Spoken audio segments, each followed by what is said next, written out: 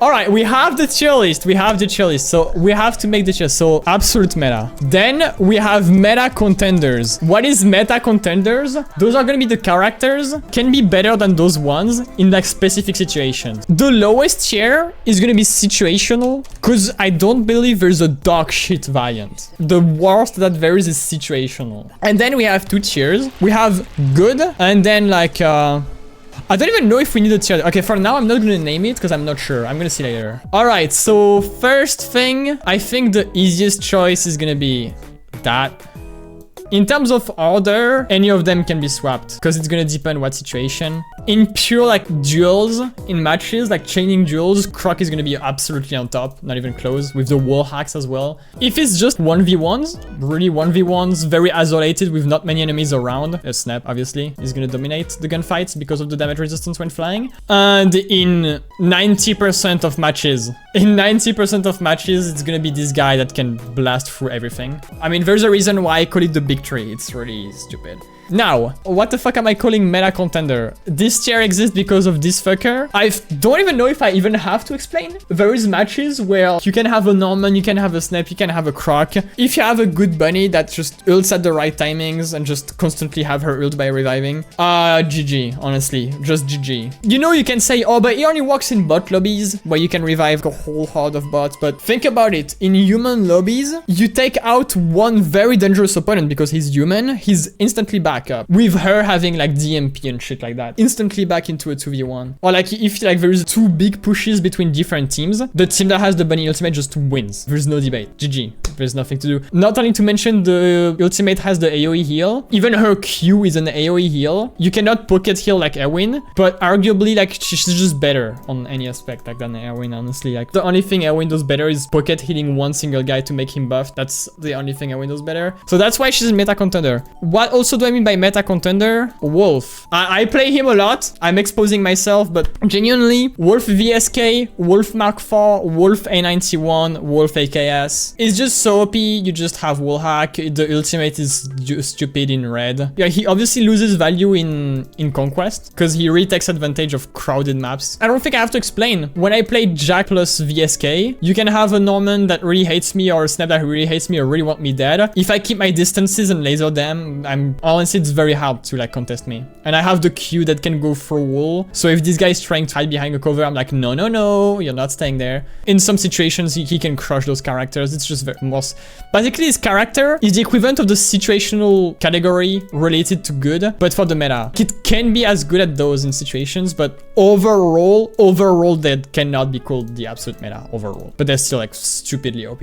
Now we have the tier good. Panda is gonna easily go there. Zhenshan is just very good. Maybe his weapon choice is not the greatest. His best option is the RPL, especially with the build I have. You can laser people long range. He can shoot 24/7. He has the melee thing to like destroy any Marquez gas and shit and just free damage people pushing you. And he has the rocket for thrower for the AoE. So especially in red, if you are purely basing off Conquest, this tier list is going to be very wrong. I'm basing like 75% out of red and the rest out of Conquest because this is approximately the repartition of players. Most of your matches are going to be red realistically, so that's why it's very red oriented. Of course it's red oriented, so Panda has to be good. In Conquest, I don't believe Panda is good, but in red he can definitely do great things. Erwin is good. Erwin I think is good, and that's exclusively because of her pocket healing. If we ignore the pocket healing, I'm gonna put it there obviously, but if we take into account that she can pocket heal a Norman, not meta contender obviously, but good. 2 Erwins catnipping each other is genuinely scary. Like so yeah, Erwin is definitely good.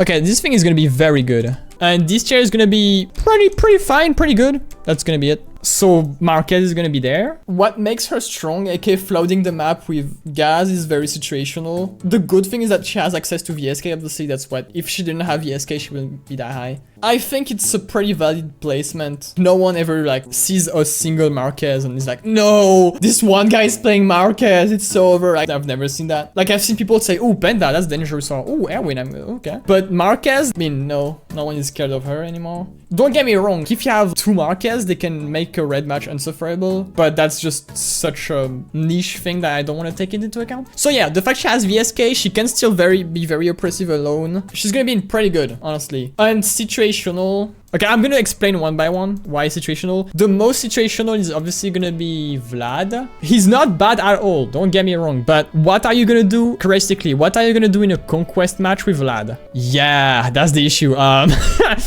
There is only a point for Vlad in red. Okay, so good thing, because red is the most played thing. But the thing that even in red, it really depends on the map, because, for example, in Sandbar, I've rarely seen Vlad's being dangerous. Ricky Mountains and Vesca, he's very like, try to contest this guy, it's gonna be a pain in the ass. He's like so good at holding angles. So like various situations where dead ass, he's there. But that's so specific. On red Vesca or red Ricky Mountains, he's there. But like that's so situational. If you play Conquest, goodbye. If you're not on those two maps, goodbye. Ryan, same thing. Ryan, his kit is literally just the charge. That's his whole kit. The charge is broken, don't get me wrong, but that's the whole thing. Very good to grief your teammates. If you have a teammate that you will be really toxic towards, they are a very good choice. The reason why I'm saying that is because some people have done that to me in the past.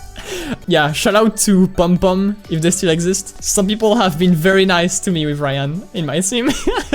I don't think I have to explain more for Ryan. Obviously, I say situational because in 1v1, ooh, scary. If you're in the lobby against one single guy and the rest is bot, like this Ryan can definitely make your life a nightmare. And he has the NK, he has access to the NK, pay attention. Okay. That's why I believe like there is no like dog shit character. Yuli is very situational. He has VSK, he has Mach 4, he has DMP, very good. However, his drill can be very oppressive, except if your enemy climbs. If your enemy climbs, your drill is useless. And like, it's very not likely you're gonna one-shot one guy that's paying attention or running around. The main reason why he's there is because of his weapon choice and because of his respawn thing. His respawn thing, you're able to just carry your entire team. This is not a character where you are maybe like perform insane, but you can single carry your team in Conquest by placing a respawn on every single capture point you're going for. If there's a Yuli that plays his spawner on a capture point that his team is attacking, his team is gonna get it. If he just hides it well, GG. Same with red, he can give like a really good advantage. Him himself is not gonna perform like crazy, but he can make his team perform crazy. Okay. Now, what do I think about Akai? Like I said, she's swappable with anyone here. You can even claim she's there, I don't mind. One thing though, if someone plays her like here, he's delusional. That's the first thing I'm gonna say. That's just delusional. Akai is not better than an Erwin pocket healing or than a Zhenshan. So Akai is either here, or here, or here, or here, or dead last on some occasions. Very crowded red matches, every corner is dangerous. Akai is dead last, she's even like... If this is a very crowded red match, with full humans ready to cover every single corner...